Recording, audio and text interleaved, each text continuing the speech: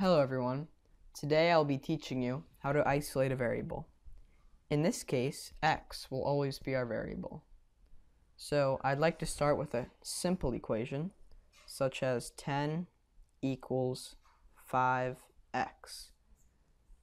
So the way that we're going to solve this so that we're only left with x, the value that is equal to x, is first we have to get rid of this 5 right here. How we're going to do that is we're going to divide this by 5, so we're left with only that x, and divide this by 5 to make it equal.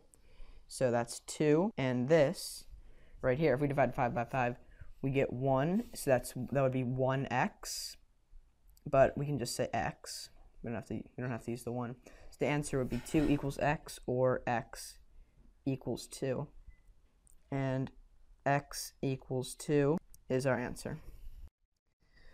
So now I'd like to move on to something a little bit more challenging, such as 16 equals 4x minus 4.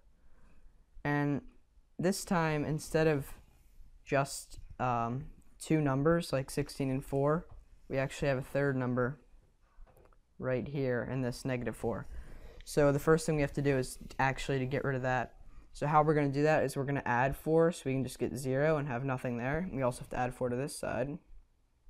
So then we have 20 equals 4x. Then we're going to do the same thing as before. To get rid of this 4, we have to divide by 4 on each side. So we're then left with 5 equals x, or x equals 5, and that is our answer.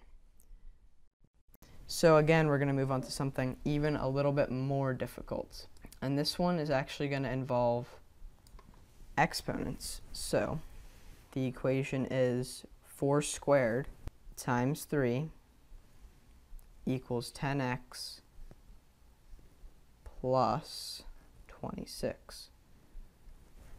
So the way in which we're going to solve this is first we've got to get rid of this exponent right here. So we're going to do 4 squared, which is 16, times 3 equals 10x plus 26.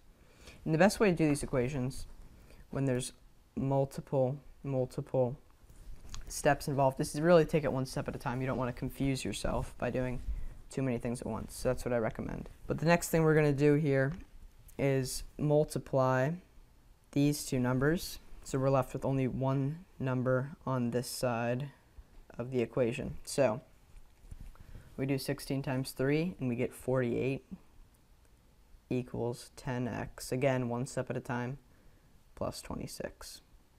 And then from there, all we have to do is get rid of this 26. But this time, notice that this number is actually positive. So instead of adding to get rid of a number, we actually subtract because we want it to equal 0. So we have to subtract by 26. And we have to do the same thing on this side. So we're left with 22 equals 10x. And then all we have to do is what we've been doing since the start. Divide each side by 10.